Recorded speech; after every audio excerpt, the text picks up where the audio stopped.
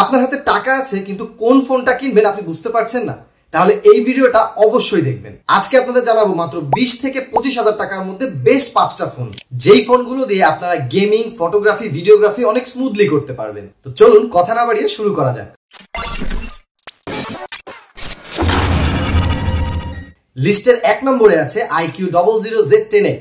এই ফোনটায় পেয়ে যাবেন 6.72 ইঞ্চের একটা ফুল এইচডি প্লাস ডিসপ্লে, যার রিফ্রেশ রেট থাকবে 120 হার্টজ। প্রসেসর হিসেবে এই ফোনটিতে ব্যবহার করা হয়েছে MediaTek Dimensity 7300।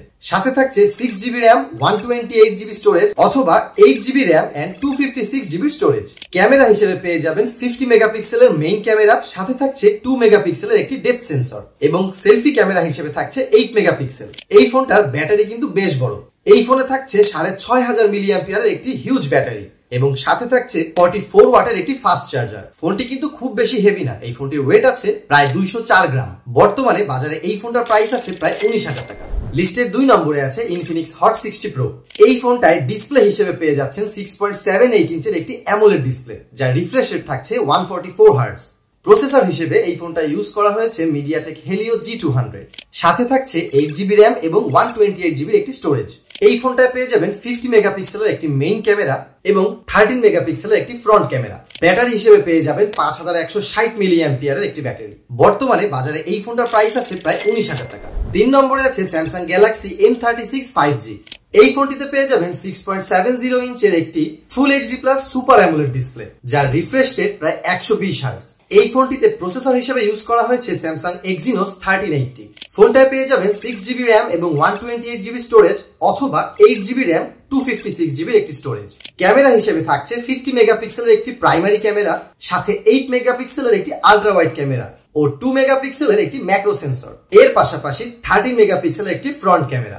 সাথে থাকছে 5000 মিলিঅ্যাম্পিয়ারের একটি ব্যাটারি এবং 45 ওয়াটের ফাস্ট চার্জিং। বর্তমানে বাজারে এই ফোনটার প্রাইস আছে প্রায় 21,000 টাকা। 4 নম্বরে আছে Redmi Note 13 Pro 5G। এই ফোনটিতে ডিসপ্লে হিসেবে পেয়ে যাবেন 6.67 ইঞ্চের একটি অ্যামোলেড ডিসপ্লে, যার রিফ্রেশ রেট 120 হার্টজ। প্রসেসর হিসেবে এই ফোনটিতে ব্যবহার করা হয়েছে Snapdragon 7S Gen 2। এই ফোনটা পাওয়া যাচ্ছে দুটো ভ্যারিয়েন্টে, 8GB RAM এবং 256GB স্টোরেজ অথবা 12GB RAM এবং 512GB স্টোরেজ। এই ফোনটায় ক্যামেরা হিসেবে পেয়ে যাচ্ছেন 200 মেগাপিক্সেলের একটি প্রাইমারি ক্যামেরা, সাথে থাকছে 8 মেগাপিক্সেলের আল্ট্রা ওয়াইড এবং 2 মেগাপিক্সেলের ম্যাক্রো সেন্সর। ফ্রন্ট ক্যামেরা হিসেবে পেয়ে যাবেন 16 মেগাপিক্সেলের একটি ক্যামেরা। ব্যাটারি হিসেবে পাবেন প্রায় 5100 মিলিঅ্যাম্পিয়ারের একটি ব্যাটারি এবং 60 ওয়াটের একটি ফাস্ট চার্জার। এই ফোনটায় ভিডিওর স্ট্যাবিলাইজেশন যেমন ভালো, পাশাপাশি এর ছবির কোয়ালিটিও কিন্তু বেশ ভালো। বর্তমানে বাজারে এই ফোনটার প্রাইস আছে প্রায় 21,000 টাকা। Last but not the least, 5 নম্বরে আছে Moto G96। ডিসপ্লে হিসেবে এই ফোনটায় পেয়ে যাবেন 6.67 ইঞ্চের একটি 3D কার্ভড পোলের ডিসপ্লে, যার রিফ্রেশ রেট 144 হার্টজ। প্রসেসর হিসেবে ফোনটিতে ব্যবহার করা হয়েছে Qualcomm Snapdragon 7S Gen 2 processor. বাজারে এই ফোনটা পেয়ে যাবেন 8GB RAM এবং 128GB স্টোরেজে।